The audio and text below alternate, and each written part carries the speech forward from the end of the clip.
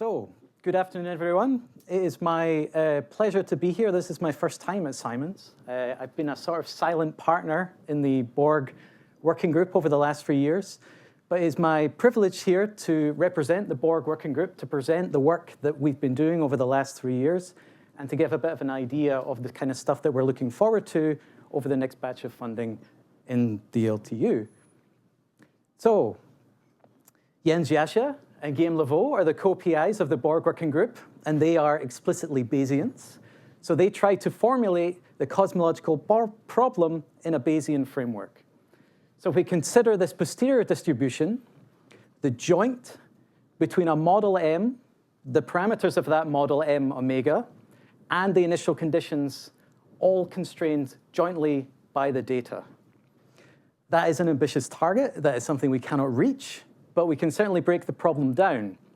So using just our laws of probabilities, we can split out the marginal parts, and we get these three different components. The first of which is something we call the model evidence. Now, this is not something I'm going to talk about beyond this slide, but what we mean here by the model is not necessarily just the cosmological model, it's really everything.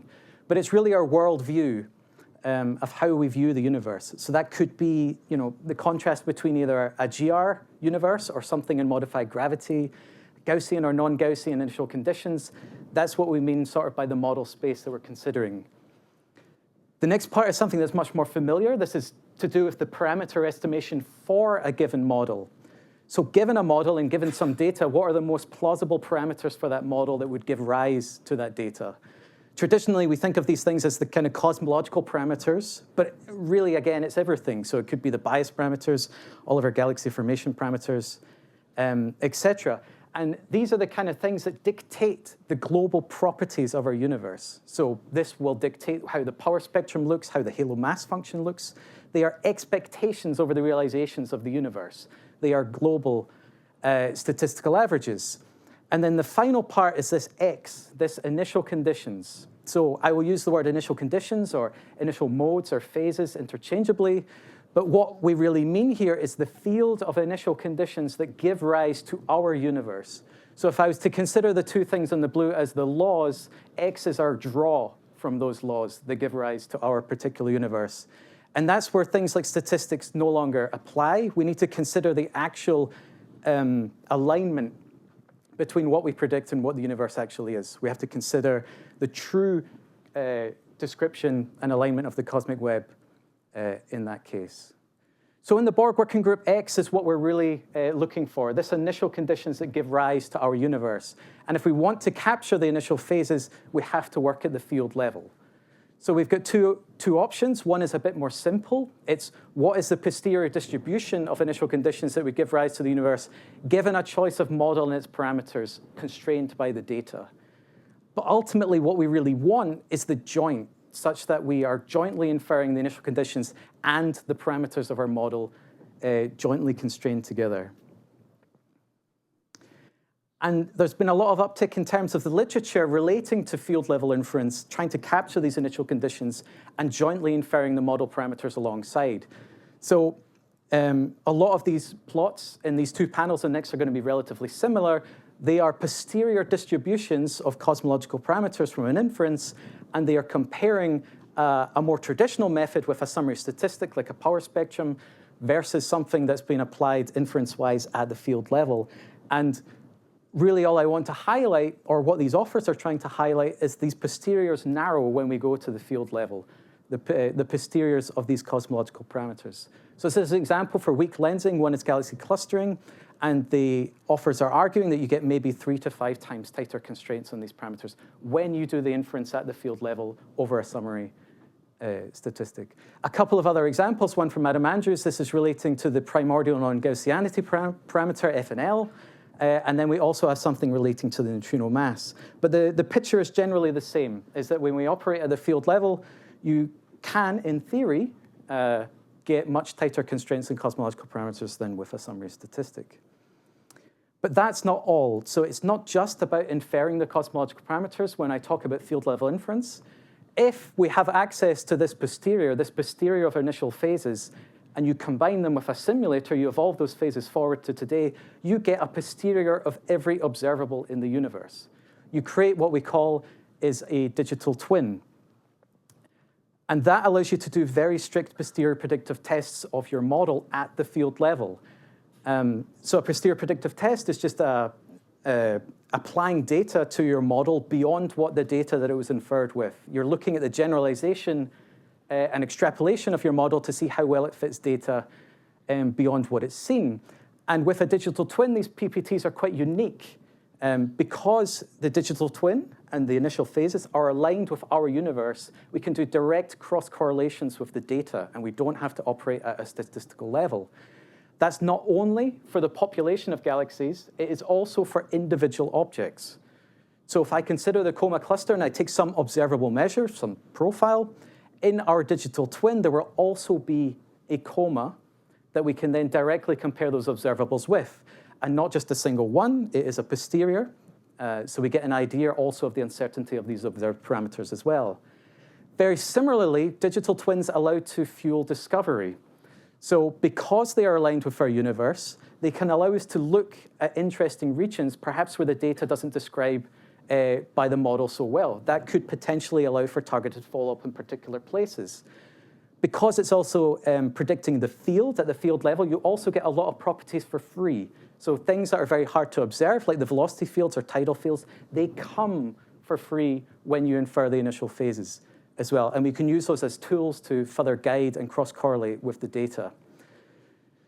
So field-level inference we think is very important. That's why we are pursuing it. It allows us, in theory, to get much tighter constraints on the parameters. We can do very strict posterior predictive tests, and we can potentially fuel discovery with these initial phases. So that's a bit of the why. Now it is the how. So let's just remind what we're looking for. We're looking to try and obtain this posterior of initial phases. The models that we're going to be using in our context are lambda CDM. Pick your favorite parameters. And the data that we are considering is galaxy clustering data. So the spectroscopic redshift positions of galaxies, galaxy counts.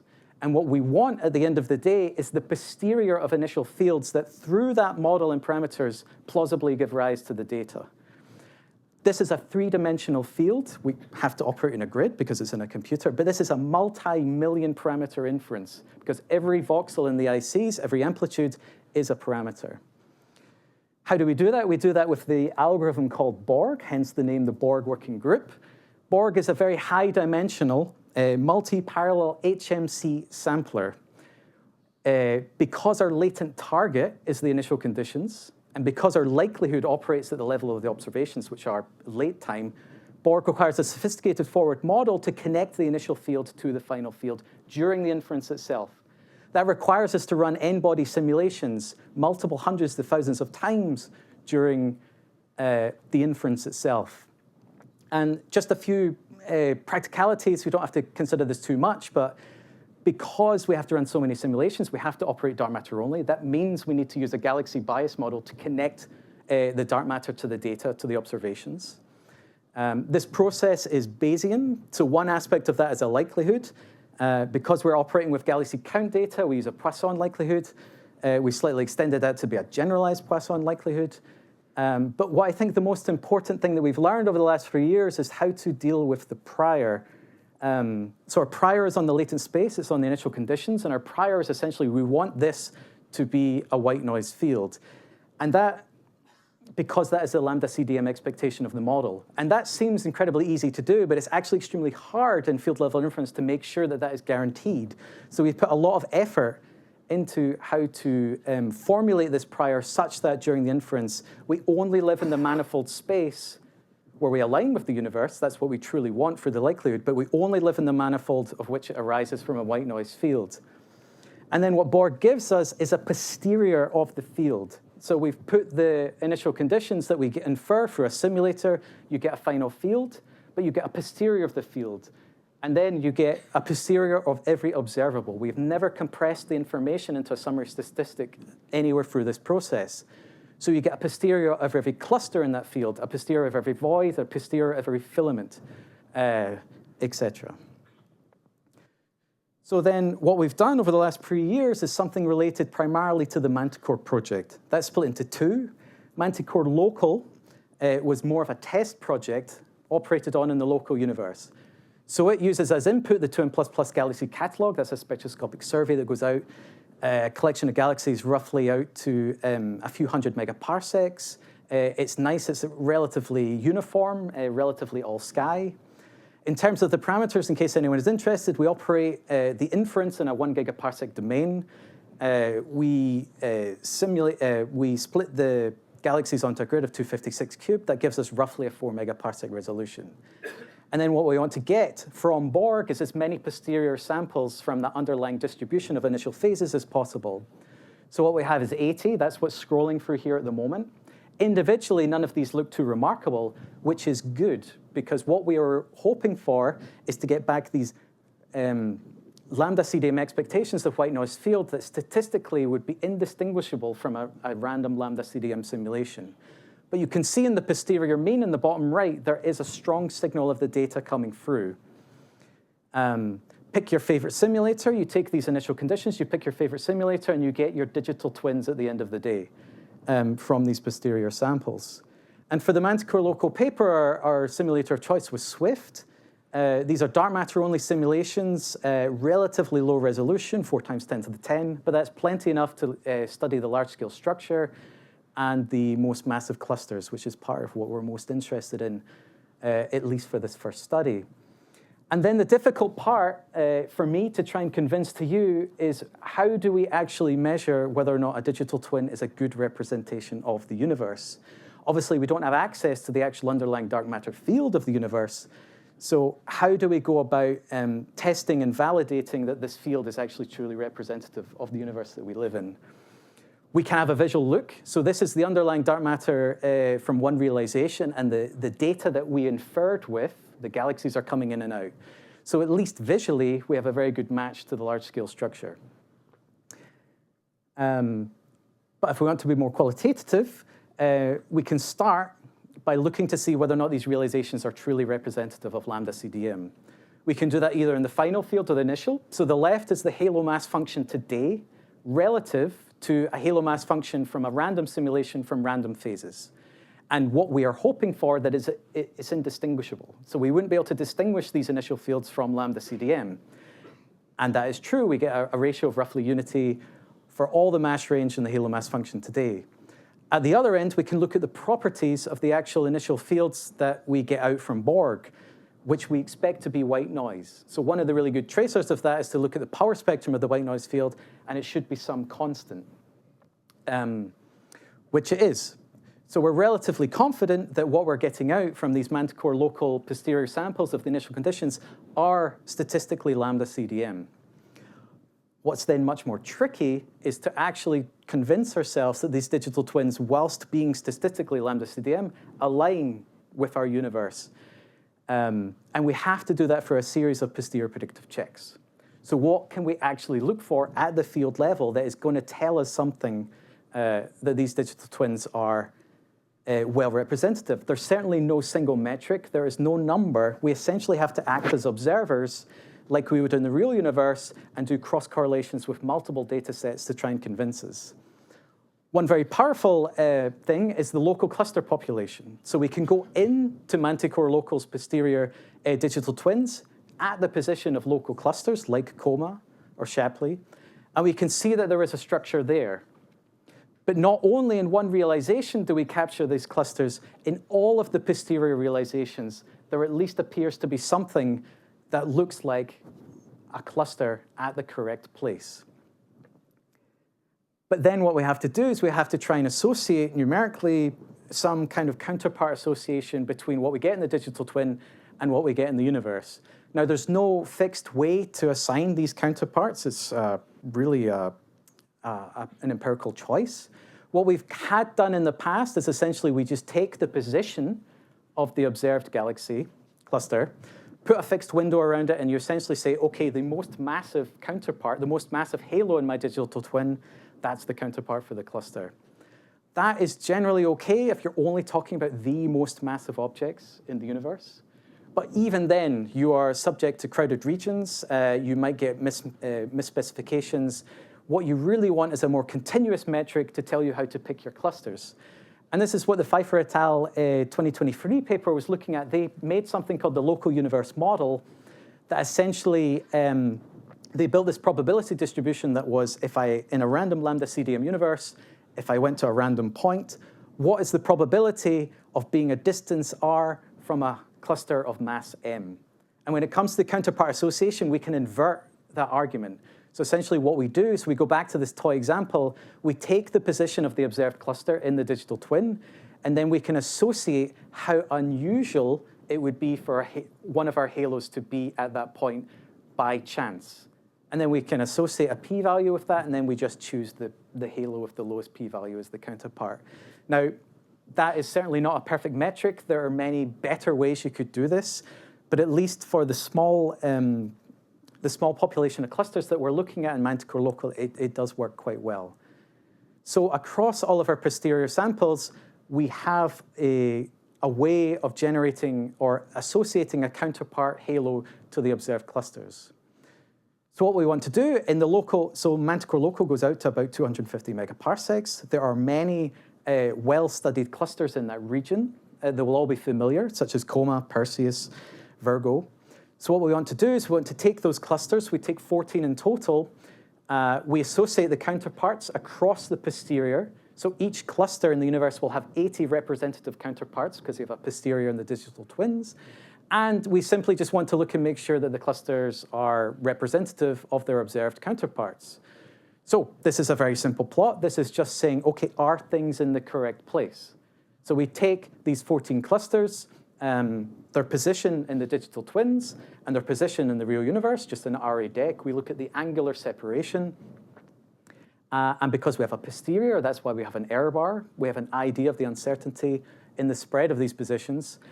And we roughly get something that's about below 1 degree on the sky in terms of the separation on average between our counterparts, which is actually remarkable because if we think of the original inference grid that we used, if we then projected that voxel size on the sky, we actually get representative distances that are much smaller than the actual original inference resolution in the first place. So our counterparts are well located, but what about their properties?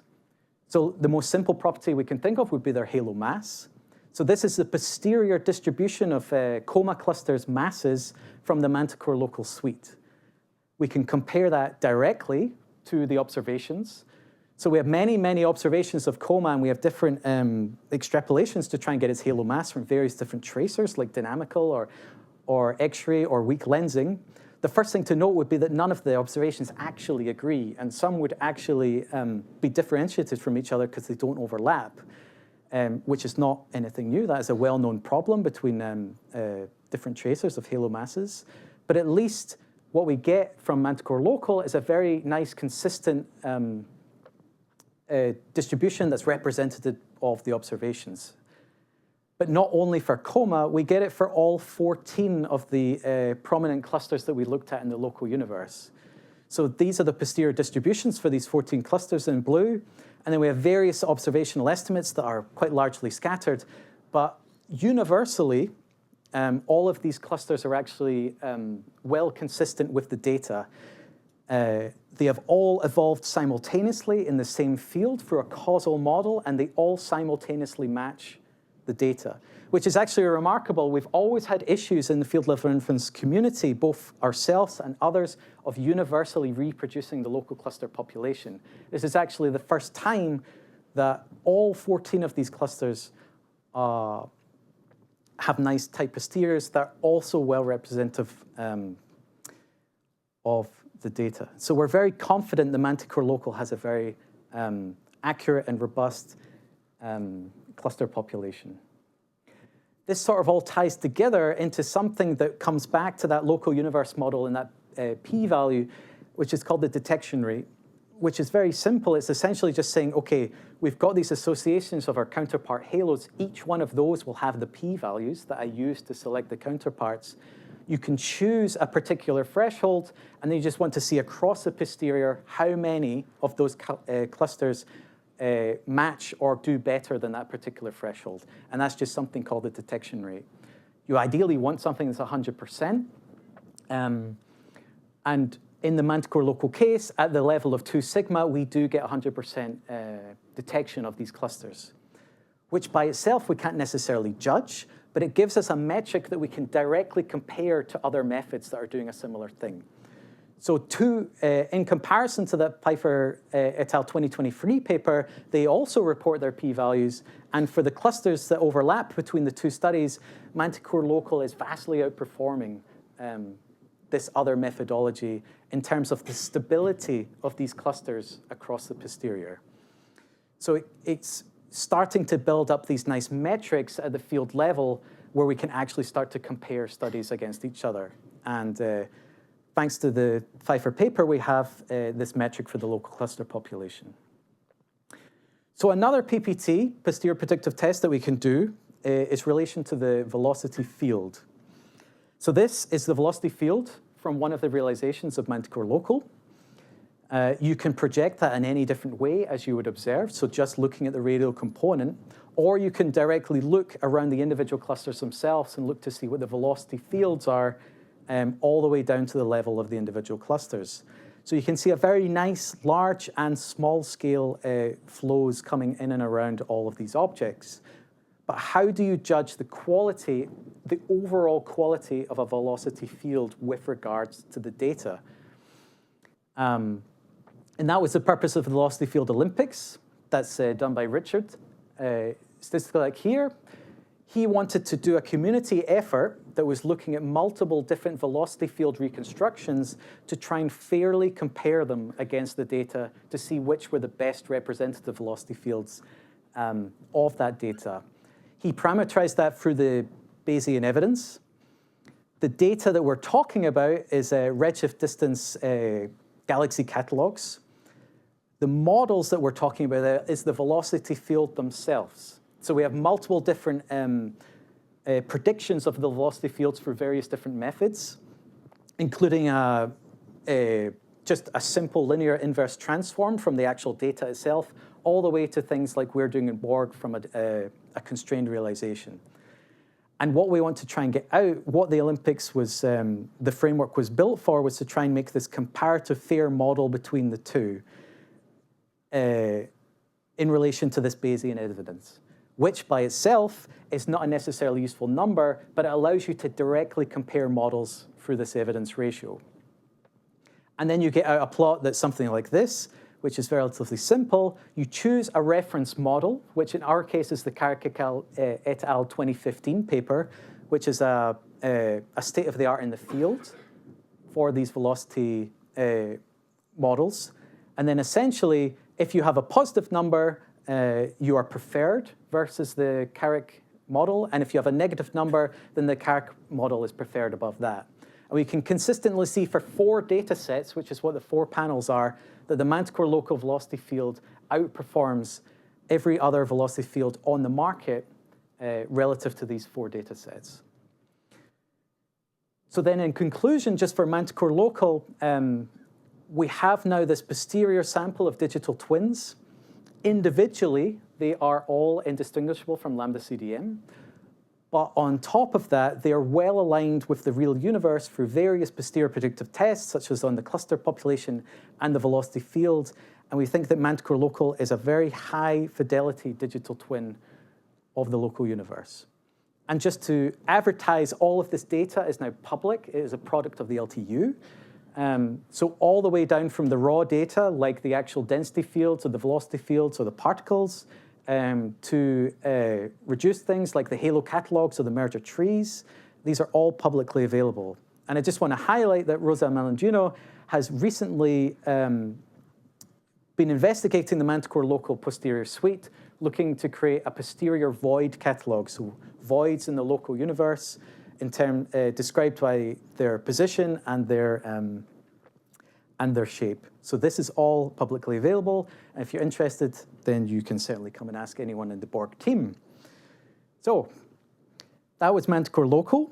But the point, I think, of the LTU is to go big and to do things that are ambitious that we can't necessarily do in any other community. And I think from the start, both Jens and Guillaume wanted to do was Manticore-Deep, which is really going far beyond in terms of both scale and data relative to the Manticore-Local volume. So you can keep in mind all of the sort of process in your head of how we got to the initial conditions from Manticore-Local. The process is roughly the same. The difference is the data. So now we're considering all of the SDSS and BOS spectroscopic data. In order to contain that, now we have to increase our parent size up to multiple gigaparsecs. So now we're truly doing cosmological inference at real cosmological scales. But we wanted to be ambitious and try and keep it as close to the nonlinear regime as we can. So, which is a 4 megaparsecs over H resolution in the initial conditions for these millions of galaxies. But if we wanted to do this, 4 gigaparsecs, 4 megaparsec resolution, that would require a 1 billion parameter inference to do in a single go, which is simply not possible under the technology that we have. So what we applied is a divide and conquer technique where we essentially split the data into independent regions and we infer each of those patches individually such that we get patches of initial conditions that are independent. So this is a bit of a toy model up here. We actually split it into a 5 by 5 grid, which would, in theory, give 125 tiles. But because of the geometry of the SDSS survey, only 28 of those tiles actually contain any data. So we essentially have 28 inferences at the level of Manticore-Local.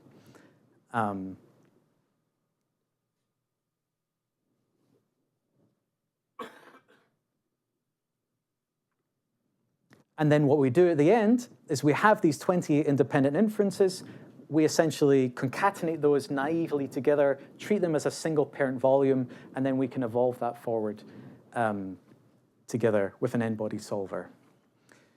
So for the first time, actually, we're really proud that over the last couple of years, we've always promised Manticore-Deep, but we've never actually been able to show it.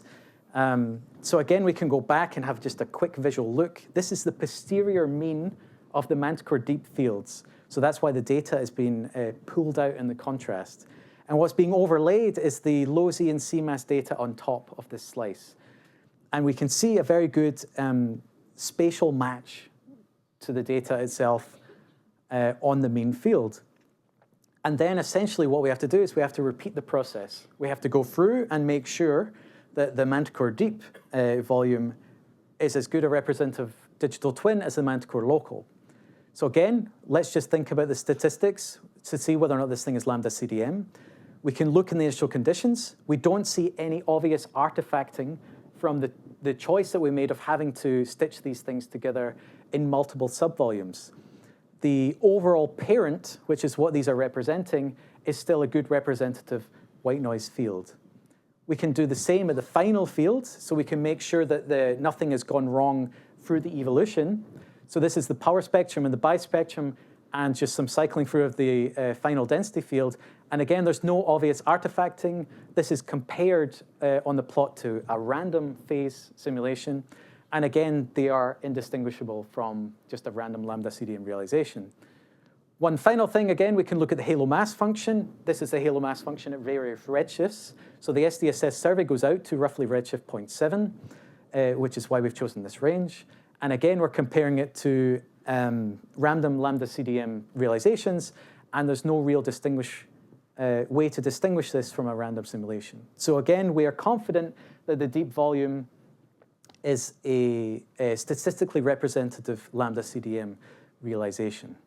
But then we come back to the same issue, is now that we go to such a much larger scale, how do we convince ourselves that this digital twin actually aligns with the real universe? One of the main goals of something of the size of Manticore-Deep was actually the prospect of doing proper cross-correlations with things like the CMB, directly with the data. And what we've already heard with today is about the secondaries in the CMB are a fantastic tracer of the large-scale structure. As the photons travel to us today, they imprint all of the large-scale structure in them in the secondaries of the map. So one of the things that we end up with from Planck is a lensing map, typically shown as convergence. What we can get from Manticore-Deep is our synthetic digital equivalent of this convergence map, shown once in the posterior mean and also the individual realizations. And what we want to do is we want to compare our convergence maps to the data directly through a cross-correlation. So we're not considering the statistics of the map in terms of its power spectrum ratio. We're considering the direct cross-correlation of these phases on the angular on the sky. And just as a reference point, we can do this cross-correlation with a random field just to demonstrate the null hypothesis is that if we had no alignment between two convergence maps, this is the level of variance we might expect when we cross-correlate with the data. Then if we put the posterior samples of Manticore-Deep on, you can see a strong signal as a function of scale in the Manticore-Deep data for the convergence maps. And although we haven't actually really fully quantified this, this is a very significant detection in the data because it is cumulative across these modes, not independent per mode bin. So that is really encouraging. This is sort of our first result, and we're making sure for our various posterior predictive tests that Manticore-Deep is actually representative of the real universe. But going to such a large volume gives many, many opportunities for discovery and analyses, and discovery and analyses that are simply not possible at the level of Manticore-Local, which is actually why we're reaching out to the LTU for aid, because a lot of this is actually not within our expertise. I'm not going to go through all these, but these are just the kind of examples that we could do with such a large volume. So for example, I mean, there's always something in the archive about something that is anomalously large, something that will be in conflict of lambda CDM that cannot simply exist. Things like the CMB cold spot, or things like the Boss Great Wall. And now with an actual digital twin that is a good representative of lambda CDM, we can go in and directly cross-correlate to see whether or not these anomalies actually still exist in things like Manticore-Deep. And then maybe give explanation to their rise. Maybe it's just a selection effect, etc. So there are a lot of opportunities for this data that we're hopefully going to explore over the next phase of Simons. One that we're quite excited about, and the possibility that I just want to highlight, is something called the moving lens effect. So essentially any change of potential in matter will cause an imprint on the CMB, ISW, Rees-Sharma. But what the moving lens effect is actually a tangential motion of matter relative to us, an observer. And what it does is it creates a dipole imprinted on the CMB. It's a very, very subtle and small effect, so it would require you to stack many, many objects, so many, many clusters. But because it's a tangential motion, there's you also would have to reorientate these signals to be on top of each other before you stack, which means that you need an understanding of what the tangential velocity field is first before you could ever have a hope of doing this. This is actually one of the goals of LSST. So LSST, we're going to try and infer what the tangential velocity field is, such that through the Simons Observatory, we can stack this effect. Whether or not that has happened is unknown. But what we're hoping is that we can substitute that prediction of the tangential velocity field with something like the Manticore-Deep digital twin. So it's those kind of cross-correlation discoveries that we're really hoping to move forward to with cosmological volumes the size of Manticore-Deep. So that has taken up most of our brain time over the last 3 years, is trying to make this Manticore product, which we think is a real milestone in the field. So this, and then what we need to look at is what we're going to do next, both with the Manticore product and going beyond. So the first thing is, now that we've established that these digital twins, through more and more tests, are passing and passing in terms of their alignment with the real universe, we can start to trust them more and more as an actual tool for observers to use. And one really good example of that is to come back to this velocity field. So Richard very recently just put a paper out on the archive, I think last week or the week before, which is looking at the inference of H0 only using two rungs of the distance ladder. So using only with Cepheids and not from supernovae. And this is a fantastic study. It's a complicated Bayesian model, which I'm not going to go through because I don't necessarily fully understand it.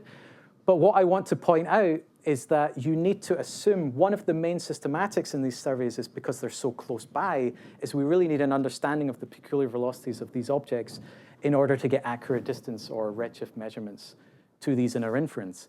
And that's why we have to make some kind of assumption about the velocity field that we can apply within our inference. And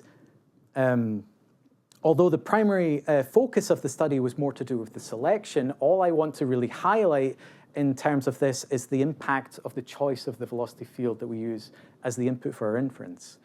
So if we just focus on the first three lines, the colored lines at the top of the distribution of the inferred h-naughts, we have the difference between the Manticore-Local velocity field and this Caracal 2015 velocity field that I was talking about earlier, which is kind of the state-of-the-art assumed velocity field in the field. And you can see that they are largely consistent with what they infer. There is a slight shift down with Manticore-Local, but really what I want to highlight is the change in the uncertainties that you get out when you use the Manticore-Local velocity field. You get a roughly 20% tighter error bar in the inference when you use this velocity field versus the linear reconstruction that people generally use. So I think that's a really promising look forward for these kind of digital twins as tools for these kind of studies. Another example is one that we have just seen. So I showed the kind of first order posterior predictive test in terms of the halo mass, but then you can really dive in further and see whether or not these inferred initial conditions as posterior actually holds up when we do it against real observations. So as Uli was showing, we've resimulated just the coma cluster with the illustrious TNG model. And we're really now seeing whether or not, even though it has the correct halo mass, whether or not the synthetic observables also match the data. And you can also see why it's so important that you get a posterior distribution for these objects, because not necessarily everyone will actually agree with the data, but what we really want to see is that the posterior covers the expectation in the data. So this is, as Uli was showing, the X-ray profile of these 50 coma clusters that he's resimulated, and similarly the Compton Y profile as well. And they both, I would say, they obviously do not fit perfectly, but I think they fit remarkably well, given that obviously none of this information was given to us or utilized in the inference in the first place. So then, beyond looking further about what Manticore can tell us and what we can learn from these previous generation of inferences, what are we going to be doing over the next 4 years in terms of developing further models? So unsurprisingly, we want something that's faster and better. Because if we want to go something to the depth and precision of things like DESI and Euclid, we really are at an end point in our current modeling. We simply cannot go to these volumes or these populations of galaxies with our current understanding. So what is really great within the LTU is we have a lot of experience in accelerating our forward models. So because we have to do so many n-body simulations in the inference itself, 99% of our inference is actually just doing these n-body simulations. Any chance of making these faster is the only way forward for actually moving to something like the volume of Euclid and DESI. And we've seen this plot and the following plots over the day, but I'll just re-highlight. So one of the things that Ludwig Dosser has developed is this field level emulator, taking us from an initial field to a final field through a neural network, something that is of the order of 4 to 20 times faster than the COLA equivalent for the accuracy. And the COLA approximate gravity solver is what we use currently in Manticore. So even if it was at the lower end of this estimate, this would be a fantastic speed up, allowing us to actually move to these much larger volumes and more complex data sets. And even though it is much faster, you might think that there's a loss in accuracy, but it's actually the opposite. So this field level emulator, relative to an n-body prediction shown here in terms of the power spectrum, the ratio relative to the black line, the emulator is actually still, even though it's 4 to 5 times faster, it's much, much more accurate than the approximate gravity solvers that we've been using so far in our inference. And now, what Ludwig is currently working on is being able to try and expand this to a multi-GPU architecture. So before we've been running on a single GPU. There's a particular resolution that we are limited to by the inference choice, but we can arbitrarily tile that choice over multiple GPUs and recombine the result. So we now have this working over multiple GPUs. We include the RSG corrections, and we now have this implemented in BORG, and we can now replace the previous Cola forward model with this emulator model to see both whether or not the improved accuracy actually helps us in terms of comparing to the data, and obviously, naturally, the speed up will be really, really beneficial. Very similarly, there's been a parallel effort called COCA, which is very similar in philosophy to the Cola approximate gravity solver. So the idea of COLA is that you work within the reference frame of the LPT prediction. And then through an arbitrary choice of refinement steps, the more that you make, the better you'll get, you can correct the LPT prediction to something that's much more like an n-body. And then what we have in COCA is essentially a better first guess. So instead of working in an LPT initial framework, you compute an emulated prediction with which the residuals from that to the n-body is much less. And what that means is that you need many fewer of these time steps to obtain the same accuracy as COLA. So again, this idea is very simple. I mean, if we have something that is twice as fast or 4 times as fast as what we have before with COLA, then that is really, really going to improve the kind of inferences and scales that we can do. If it was only to do with speeding up the gravity, I think we would be very happy because that is a well-controlled problem that we know how to do. Unfortunately, it's also, we know that there are limitations to our modeling that we really have to improve if we want to work with the next generation. Part, or maybe the main part of that is to do with the choice or the requirement of using a galaxy bias. So what we use in Manticore in BORG is a nonlinear transformation, but it is local. So it doesn't consider any of the environmental information around it when predicting the number of galaxies given the distribution of dark matter around it. What Simon Ding has produced is something called Pine Tree. It uses a learnable symmetric kernel of which can capture some of the environmental information to make a more accurate prediction for the number of galaxies given the properties of the dark matter around it. And in terms of generating a mock, there's a lot of promise to this, to Pine Tree, in the fact that it emulates and reproduces statistics from the emulated field relative to the truth. But what we're developing now at the moment is to actually implement this in BORG such that we can use Pine Tree as the model in the inference itself, either using a fixed kernel from a simulation set or letting the actual kernel also be part of a learnable parameters. Slightly tangentially to that, these are all improvements to BORG that I was speaking about before, but maybe there's an alternate route altogether. So another thing that Ludwig Doser is currently working on, or what he's just recently finished here, is something called LULO, which is trying to explore the possibility of getting away from differentiable simulators or differentiable components in the first place. So what we want to learn instead, in this case, is how to optimize. So we take many, many perturbative examples of a halo field that are perturbed, and then we learn what would be the optimal trajectory to try and push this towards the target. And what's really unique about this is that you make a prediction with any physics simulator of your choice. That could be an HOD, that could be a full n-body simulation, that could be, illustrious TNG, that can be anything that is in its own black box. It makes a prediction, then the field level, the optimizer will predict the update step such of which direction to go in the initial conditions, such that you reach the optimal target. And it works fantastically well. This is a demonstration between the truth and the prediction from the LULO framework.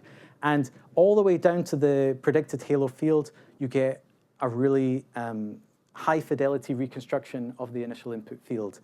But I should emphasize that this is an optimizer. What we really want to move towards is to see if we can either work with that framework or a hybrid framework to actually get an understanding of the statistics around that optimal position, as in, can we get back the full posterior like we do in BORG? Okay, so I just wanted to finish by talking about some of the connections that we can now open up within the LTU. So over the last 3 years, we will admit that we've been a little bit closed in the BORG working group trying to get this Manticore product put together. And there's not necessarily, over the last few years, been so many opportunities for collaborations between the BORG working group and the rest of the LTU. But I think now, particularly with the milestone of this Manticore product, it actually opens up avenues to every other working group in the LTU. And you can ignore this text. I think it was all AI generated. But the philosophy is the same. Essentially, we have a really tight connection to the accelerated forward modeling group because we really need to speed up our inferences. Now that we have these fantastic initial conditions, obviously making as many synthetic observables of the Manticore-Deep and local simulations is a fantastic opportunity for us to do unique cross-correlations with the data itself, all the way from local clusters to the CMB. The expertise that comes from the cosmological modeling group is invaluable. So being able to rerun these simulations with things like illustrious TNG and the expertise that comes with that is fantastic. But then also all the way down to the black hole modeling itself. So if you remember back to the Compton or the X-ray profiles from Uli's work, could that actually be more related to the galaxy formation physics than the initial conditions itself? So I think there's a real opportunity for us now in the next 4 years to really spread out and overlap with a lot of these working groups from these BORG initial conditions. And internally, really, I spoke about it at the beginning, but I sort of ignored it.